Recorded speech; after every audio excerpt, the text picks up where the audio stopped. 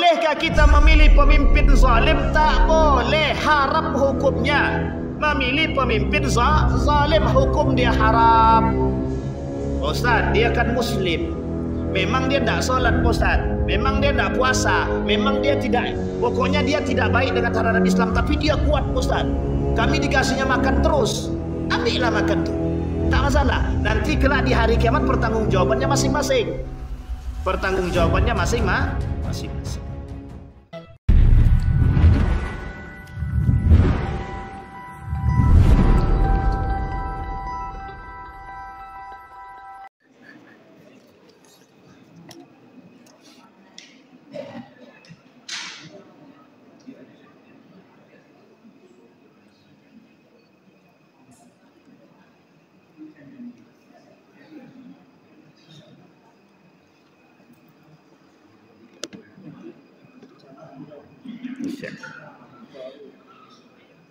A'udzu billahi minasyaitonir rajim. Bismillahirrahmanirrahim. Assalamualaikum warahmatullahi wabarakatuh. Terima kasih Pak. Alhamdulillahi rabbil alamin. Alhamdulillahilladzi arsala rasulahu bil huda wa dinil haqq liyudhhirahu 'alad dini kullih wa kafa billahi syahida. Ashhadu an la ilaha illallah wahdahu la syarika lahu wa ashhadu anna Muhammadan abduhu wa rasuluh la nabiyya ba'd. Allahumma salli wa sallim wa barik ala hadzal nabiyil karim. Allahumma salli ala Muhammad wa ala ali Muhammad fil alamin innaka Hamidum Majid. Ya ayyuhan nasu taqu rabbakum alladzi khalaqakum min nafsin wahidah wa khalaqa minha zawjaha وبث منهما رجالا كثيرا ونساء واتقوا الله الذي تساءلون به والأرحام إن الله كان عليكم رقيبا وقال الله تعالى يا أيها الذين آمنوا اتقوا الله وقولوا قولا سديدا يصلح لكم أعمالكم ويغفر لكم ذنوبكم ومن يطع الله ورسوله فقد فاز فوزا عظيما. Puji syukur kehadirat Allah atas limpahan rahmat dengan mengucapkan alhamdulillahirabbil alamin. Berselawat kepada Nabi dengan mengucapkan Allahumma salli ala Muhammad wa ala ali Muhammad. Rabbi shrah li sadri wa yassir li amri wahlul 'uqdatam min lisani yafqahu qawli. Bapak Ibu sekalian yang berbahagia, mudah-mudahan di maghrib ini Allah limpahkan rahmat dan karunia-Nya kepada kita semua. Allah jadikan kita orang-orang yang selalu bersyukur akan segala nikmat yang Allah berikan. Allah jadikan rumah tangga yang sakinah, mawaddah, warahmah, anak-anak yang saleh dan salihah. Allah istiqamahkan kita dalam beribadah kepadanya. Allah jadikan kita orang-orang yang baik, yang bisa selalu membantu orang lain. Dan Allah jadikan kita orang-orang yang bisa istiqamah di akhir zaman. Amin ya rabbal alamin. Bapak Ibu sekalian yang berbahagia, malam hari ini kita akan coba mengkaji sesuatu yang memang selayaknya untuk kita kaji, karena memang kita berada pada posisi yang hari ini kita akan hadapi dalam waktu yang akan dekat. Apa tersebut? Jadi Bapak Ibu, kami punya program keliling masjid yang ada, yang bisa kami jangkau untuk memberikan atau belajar bersama tentang edukasi dalam memilih pemimpin yang baik. Kenapa ini kami sampaikan? Karena kalau Bapak Ibu sudah mengerti tapi kemudian tidak menjalankan, maka kita termasuk orang-orang yang berdosa. Bapak Ibu sekalian yang berbahagia, memilih itu butuh ilmu. Kita tidak bisa sembarangan memilih, tapi kita memilih butuh ilmu. Di dalam Islam, memilih pemimpin yang sesuai kriteria yang diinginkan oleh agama, itulah yang diwajibkan dalam Islam. Bisa dipahami Bapak Ibu ya? Baik Bapak Ibu sekalian yang berbahagia, saya mulai dari satu hadis Nabi. Kata Nabi dalam hadisnya begini, yang diriwayatkan oleh Dailami. Apa kata Nabi? Al-mu'minu baina khamsi syada'id. Al-mu'minu baina khamsi syada'id. Orang mukmin itu Orang-orang yang beriman dia akan punya ujian, dan ujian itu ada 5 golongan. Yang pertama kata Nabi, yang pertama ujiannya adalah mereka dihadapkan dengan ujian. Ujian yang pertama adalah mukmin yahsuduhu. Seorang yang mukmin yang dengki, iri hati kepada diri dia. Oke Bapak Ibu ya. Jadi orang yang mukmin iri hati kepada sesama mukmin. Maka ujian orang beriman itu, orang mukmin tadi adalah ujiannya yang pertama orang mukmin itu sendiri yang dengki kepada diri dia. Yang kedua, munafiqun yubghiduhu. Orang munafik yang selalu membenci diri dia. Orang munafik yang selalu membenci diri dia. Kemudian yang ketiga, kafirun yuqatiluhu. Orang kafir yang selalu membunuh kita. Orang kafir yang selalu memerangi kita, bukan membunuh tapi memerangi kita. Ada umat muslim diperangi sama non muslim? Ada enggak umat muslim diperangi dengan orang kafir? Ada. Sudah banyak contohnya. Nah, ini kemudian disampaikan. Jadi ujian pertama mukmin, ujian kedua orang munafik, ujian ketiga orang kafir. Ujian yang keempat, nafsun tunazi'uhu, hawa nafsu yang selalu menentang kebaikan. Dan yang kelima, syaitan yudilluhu, setan yang selalu menyesatkan. Jadi ada berapa Bapak Ibu? Ada 5. Yang pertama orang mukmin dengki, yang kedua munafik yang membenci, yang ketiga kafir yang memerangi, yang keempat orang yang nafsu yang selalu menentang kebaikan, dan yang kelima setan yang selalu menyesatkan. Ini 5 poin ini itu berada di sekeliling kita. 5 poin ini menjadi ujian yang nyata bagi kita. 5 poin ini itu berada di sekeliling saudara-saudara kita.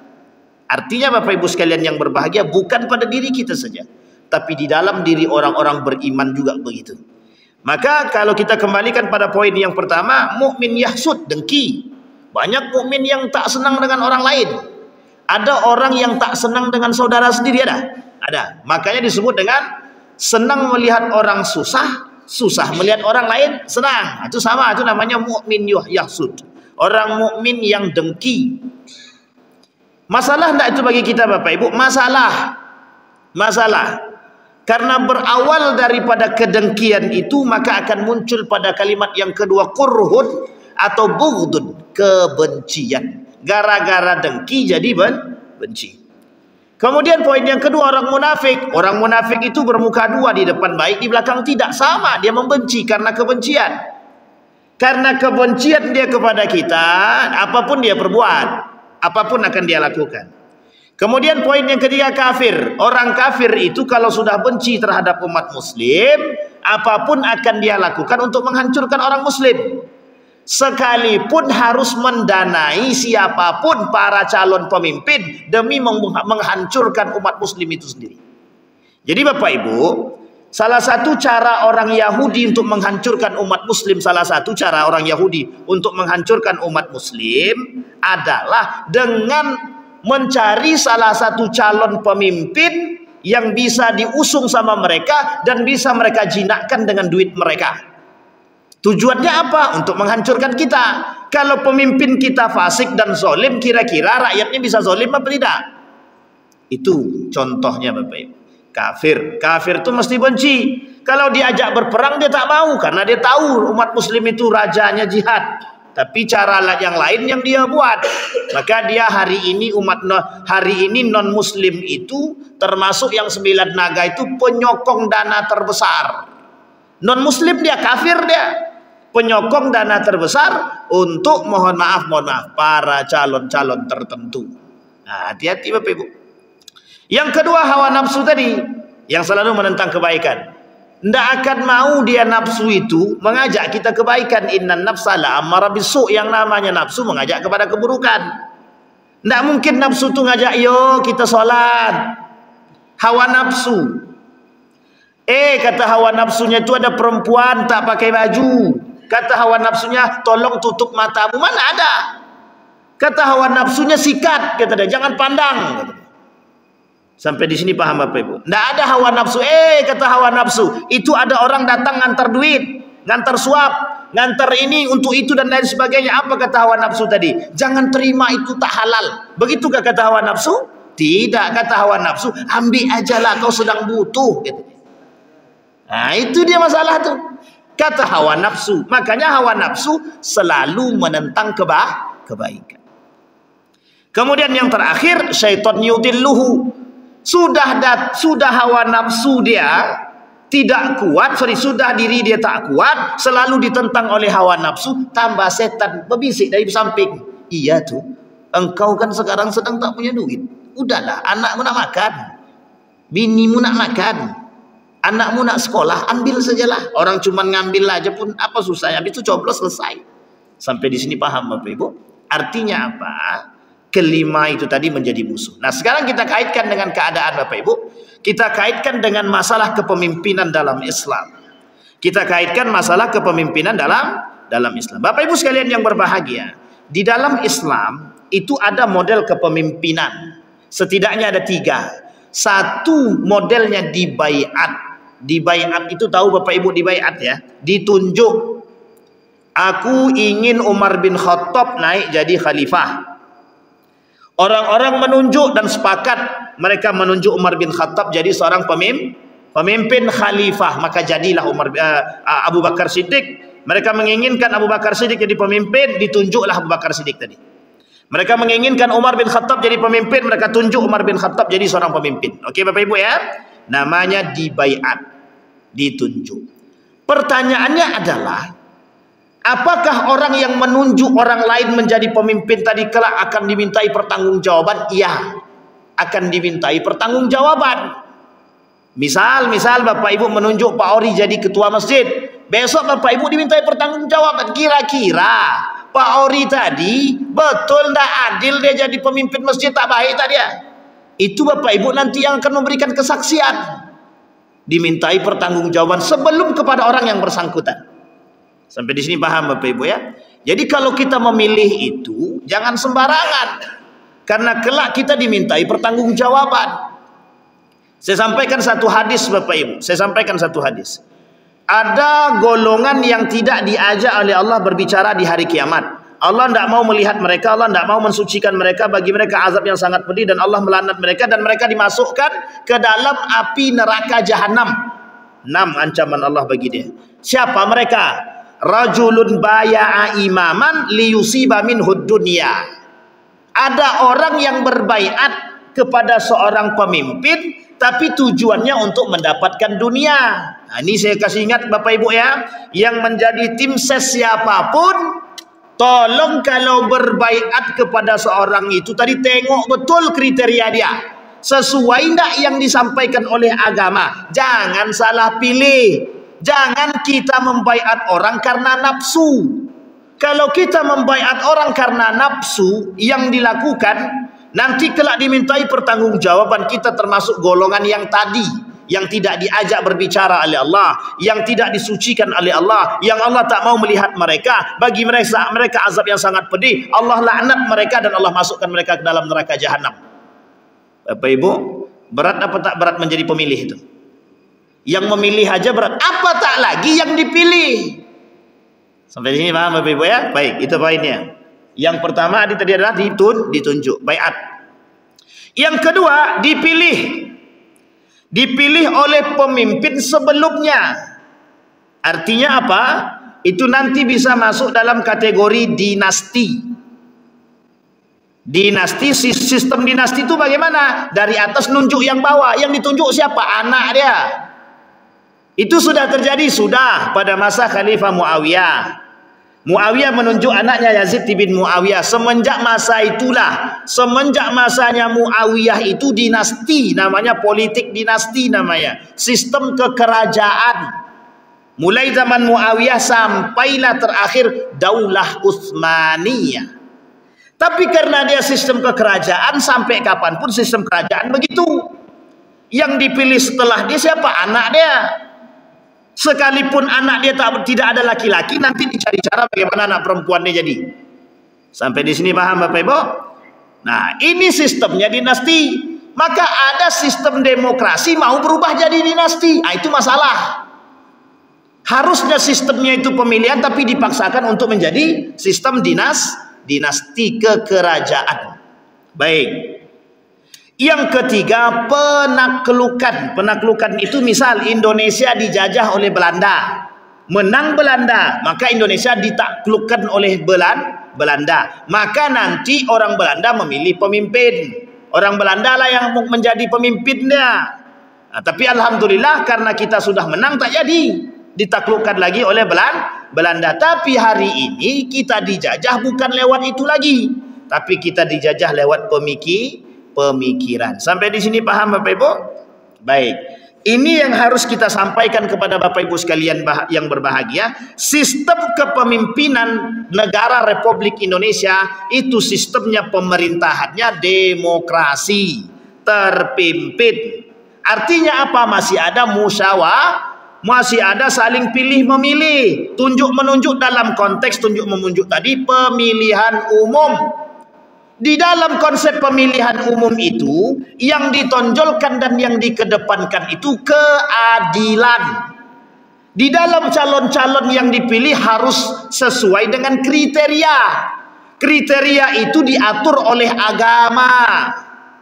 Kriteria pemimpin itu diatur oleh agama. Yang menjadi tolak ukur kita apa? Kriteria yang tadi itu yang disampaikan oleh para ulama. Ini loh kriteria-kriteria yang harus kita cari di dalam pemimpin atau calon-calon pemimpin kita. Bukan memilih dengan nafsu. Salah satu etika pemilih yang harus kita tanamkan dalam diri kita, satu, bersandarkan pada iman dan hati. Yang kedua itu iman dan hati otomatis agama. Yang kedua bersandarkan pada akhlak. Ini seorang pemilih, ini seorang pemilih, bukan yang dipilih, seorang pemilih. Apa haruskah kita seorang pemilih itu berakhlak dalam memilih? Harus. Haruskah kita yang memilih ini berdasarkan pada agama, berdasarkan pada iman, berdasarkan pada hati? Iya. Jangan berdasarkan pada nafsu. Ustadz kami memilih dia itu Pak Ustadz karena dialah yang sering kasih kami duit. Meskipun dia tak sholat, meskipun dia korupsi. Tidak bisa begitu Bapak Ibu, itu kaidah yang salah. Sampai di sini paham Bapak Ibu ya? Itu kaidah yang salah. Kenapa kita katakan kaidah yang salah? Karena kaidah yang benar di dalam agama Islam itu, di dalam aturan agama kita, yang menjadi tolak ukur calon pemimpin itu dipilih, paling tidak nanti ada 6 hal. Nanti kita sampaikan. Itu harus ada. Kalau memang ada pada diri dia, pilihlah. Yang dilarang oleh agama, satu, tidak boleh, hukumnya haram, memilih pemimpin kafir. Sudah disebutkan dalam surat Al-Maidah dan dalam surat-surat yang lain. Haram memilih pemimpin kafir. Sudah jam 7 aja. Sebentar lagi. Yang kedua, haram memilih pemimpin zalim. Pemimpin zalim haram. Nanti kita sampaikan kriterianya Bapak Ibu.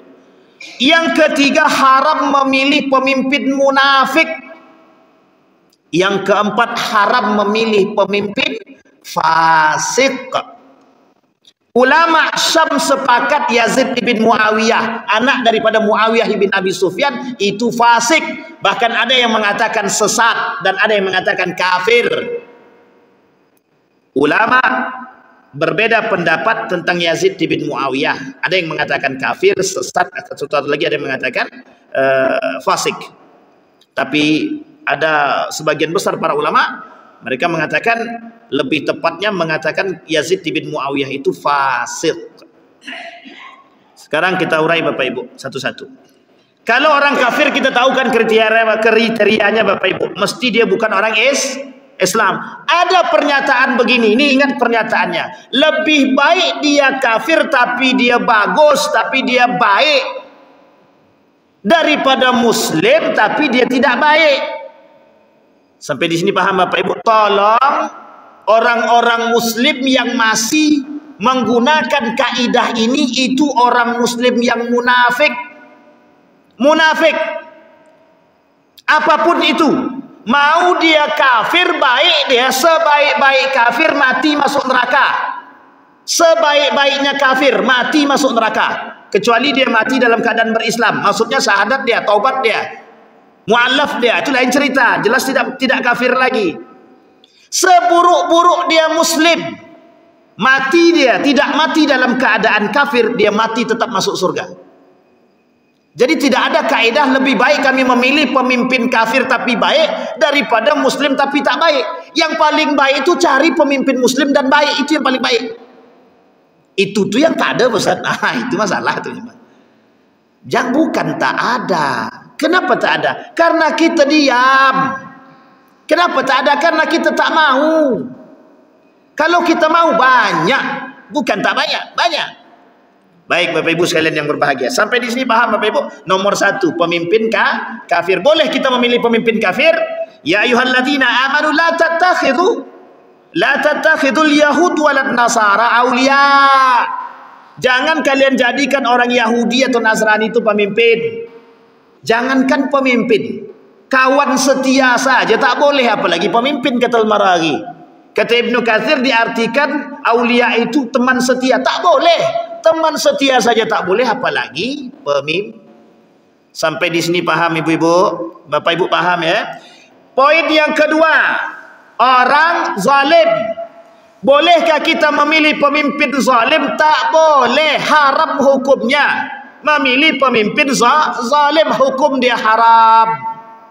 Ustaz, dia kan muslim, memang dia tidak solat Ustaz, memang dia tidak puasa, memang dia tidak, pokoknya dia tidak baik dengan syariat Islam, tapi dia kuat Ustaz, kami dikasihnya makan terus, ambillah makan tu, tak masalah. Nanti kelak di hari kiamat pertanggungjawabannya masing-masing. Pertanggungjawabannya masing-masing. Sampai di sini paham Bapak Ibu? Orang zalim diberikan kewenangan, diberikan ruang, maka semakin berbuat zalim. Hari ini kita dikasih makan, besok kita diinjak. Itu orang yang zalim. Karena apapun mereka akan melakukan kezaliman. Kemal Ataturk itu bukan pemimpin zalim. Bukan zalim itu. Zalim banget. Dia zalim kepada siapa? Dia zalim kepada agama Allah. Dia zalim kepada siapa? Orang saleh, alim, ulama. Dia zalim kepada siapa? Dia zalim kepada masyarakat dia. Apa kezaliman dia? Banyak kezalimannya. Yang menentang bunuh. Yang tak sejalan dengan aturan dia tolak. Orang-orang miskin dimiskinkan. Dimiskinkan terstruktur. Jadi kalau ada pemimpin yang sengaja membuat kemiskinan itu terstruktur, memang sengaja masyarakat dia dimiskinkan, mohon maaf, tujuannya adalah kalau miskin mereka tinggal kasih duit mereka oke. Artinya apa? Itu menjadi sebuah karakter. Kalau sudah dimiskinkan sama mereka, apapun perkataan pemimpin, baik salah maupun betul, tetap akan diikuti. Tetap akan diikuti. Sampai di sini paham Bapak Ibu? Itu teori yang mereka berikan oleh kaum Yahudi. Kata kaum Yahudi, seperti itu caranya kalau pengen punya banyak pengikut. Akhirnya apa yang terjadi? Kezaliman itu semakin nampak. Orang korupsi, misal pemerintah dia korupsi.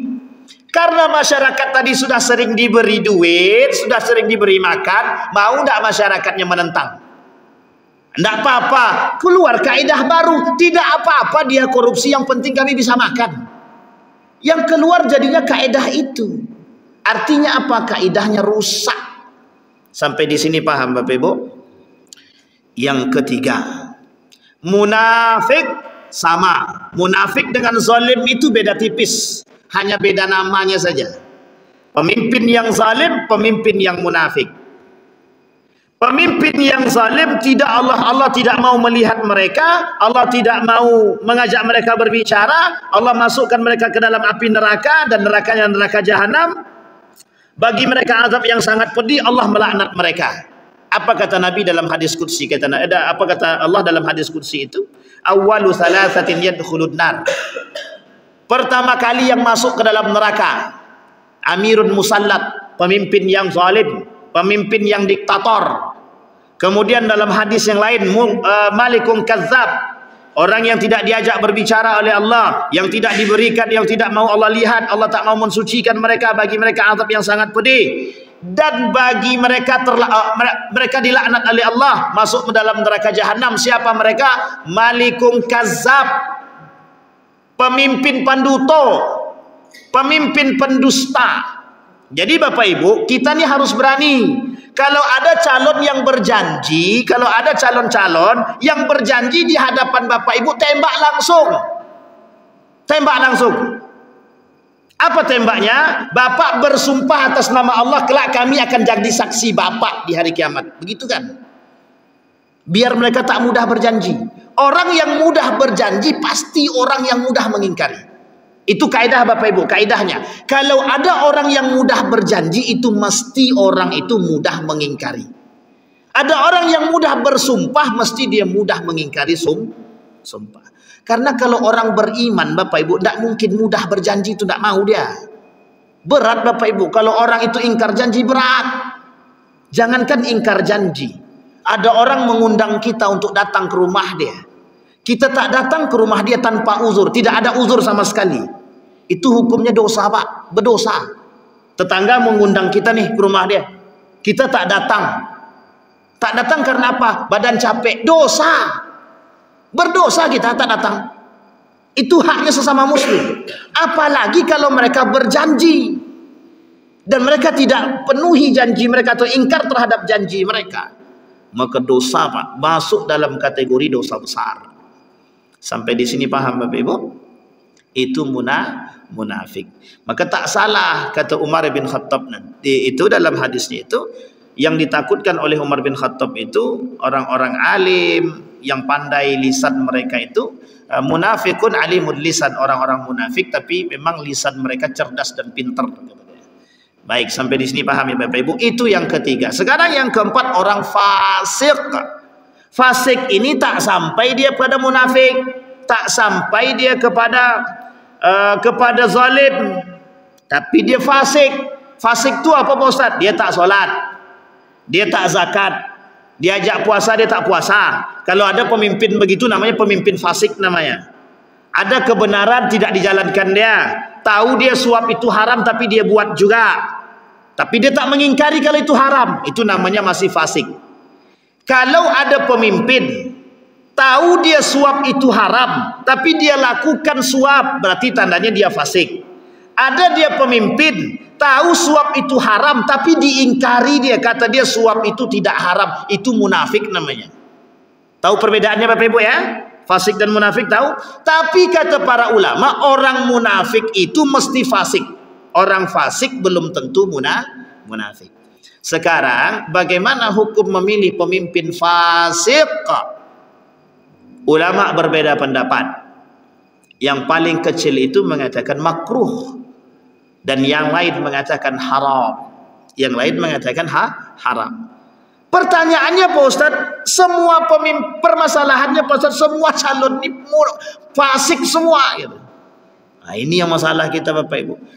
Semua calon ini semuanya fasik Pak Ustaz. Salat jarang, ke masjid apa tak lagi, menyamperi orang tidak, sok puasa kadang-kadang. Itu bagaimana Pak Ustaz? Nah, sehingga muncul kaidah Bapak Ibu, yang paling sedikit kefasikannya. Jadi Bapak Ibu, misal ada calon 4 orang calonnya, keempat-empatnya fasik.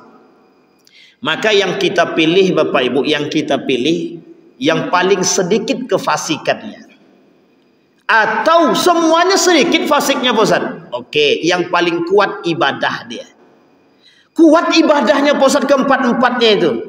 Nah, sekarang di antara 4 ini mana yang paling rajin ke masjidnya? Nah, itu dia. Tapi kalau semuanya rajin ke masjid Pak Ustaz bagaimana? Apa ini pandai-pandai lah. Nah, kalau tak sudah pusing pula kita kan. Kalau 4-empatnya rajin ke masjid, itu berarti baik, bukan tak baik. Sampai di sini paham Bapak Ibu ya? Ini 4 orang. Kalau seandainya mereka fasik, kita cari yang paling. Sekarang Bapak Ibu sekalian yang berbahagia, ada muncul kaidah begini. Lebih baik kami pilih, lebih baik mana? pemimpin fasik tapi kuat daripada dia soleh tapi lemah.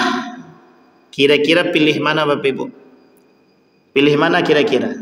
Fasik tapi dia kuat, soleh tapi dia lemah. Pilih mana Bapak Ibu? Soleh itu pakai dasar agama atau nafsu? Dasar agama lah, bosan masa soleh dasarnya nafsu. Kata Imam Ahmad ibn Hanbal, tergantung kondisi.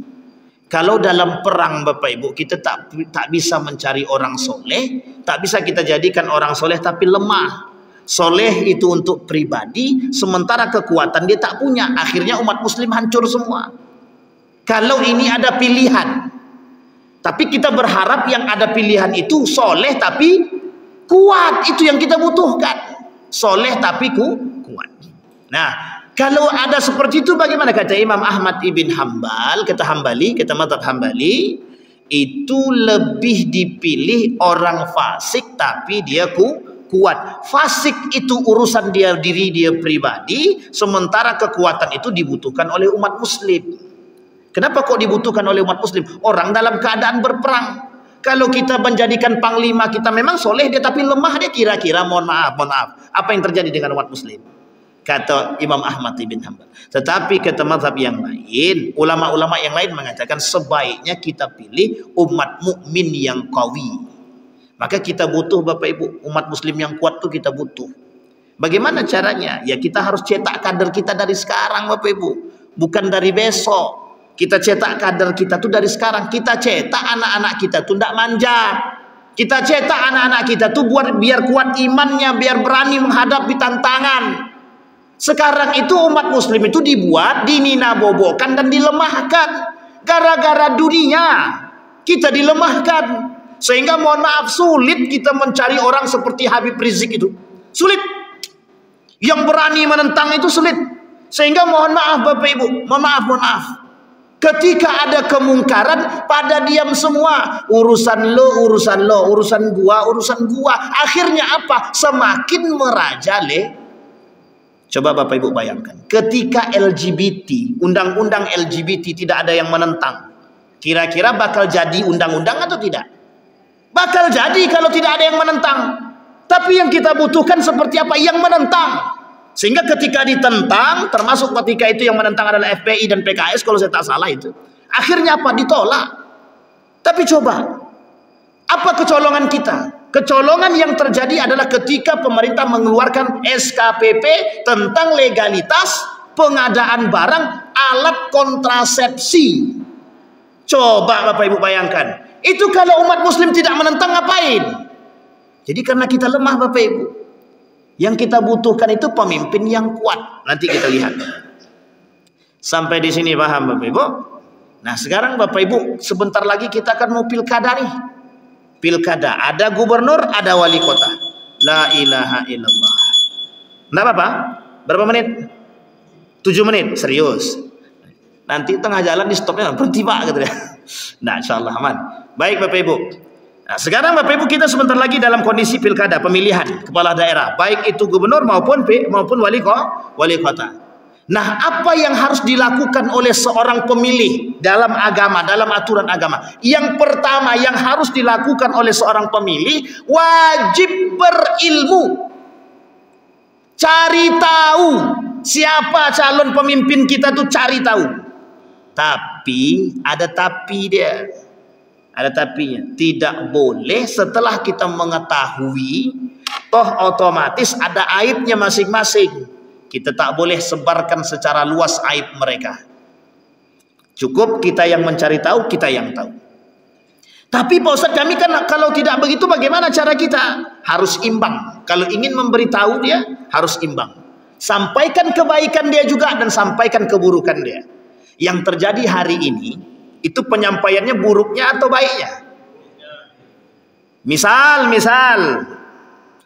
Bang Ori dia punya pilihan nomor 10. Sementara dia kampanye kan. Dia datang ke rumah-rumah. Kata yang di rumah tuh ada nomor 9 kata dia. Langsung Bang Ori katakan. Disampaikanlah kejelekannya nomor 9 tadi sama Bang Ori. Boleh apa tak boleh? Haram. Haram. Itu namanya al-istighalu bi'uyubil khalqi. Mereka sedang menyebarkan aib. Kalaupun diperbolehkan untuk mendapatkan kemaslahatan dengan catatan imbang, sampaikan juga kebaikan itu. Bukan berarti dibolehkan secara mutlak, tetapi ada takhsisnya Bapak Ibu. Dan tidak boleh di depan umum, tak boleh. Misal Bang Ori datang ke rumah saya, Ustaz, pemimpin nomor 9 itu begini-begini Ustaz. Buruknya ini, baiknya ini Ustaz. Saya serahkan kepada Pak Ustaz. Pak Ustaz nak pilih mana silahkan. Tapi Pak Ustaz dalam gambaran agama begini-begini. Selesai Pak. Itu tergantung pada saya nak pilih mana setelahnya. Tapi tak boleh di depan umum. Sini kita semua. Bapak Ibu tahu enggak? Si nomor 9 itu selain dari korupsi, selain dari berzina, semua disebutkan. Itu aib apa tidak? Itu yang terjadi hari ini. Yang terjadi hari ini saling serang antara satu dengan yang lain. Baik paslon 1, 2, 3, 4, 5. Apa yang mereka lakukan? Saling menyerang aib masing-masing. Artinya apa? Kebodohan yang mereka tampakkan. Apa itu? Saling menunjukkan aib masing-masing. Sampai di sini paham Bapak Ibu? Maka Bapak Ibu, bagi yang ada tim yang menjadi tim ses di dalam masjid ini, tolong perhatikan betul. Apa yang diperhatikan? Nilai agama. Jangan untuk memilih orang kita melanggar aturan agama. Hina. Orang yang melanggar aturan agama demi kepentingan dunia itu hina.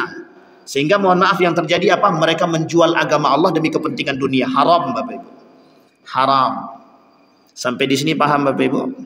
Baik. Maka apa yang harus dimiliki oleh seorang yang memilih? Berilmu. Cari tahu dulu Pak. Jangan sampai salah pilih. Ternyata yang kita pilih itu, mohon maaf, ternyata yang kita pilih mereka zalim, mereka munafik, mereka fasik. Kelak di hari kiamat kita bertanggung jawab Bapak Ibu. Ah ini loh Wan, pilihanmu kan kau pilih ini. Kecuali kita sudah berikhtiar, ya Allah, aku sudah mencari tahu. Ini loh 3 paslon ini aku sudah lihat 1, 2, 3. Menurut diriku dan ikhtiarku inilah yang paling baik. Bismillah coblos, tet gitu.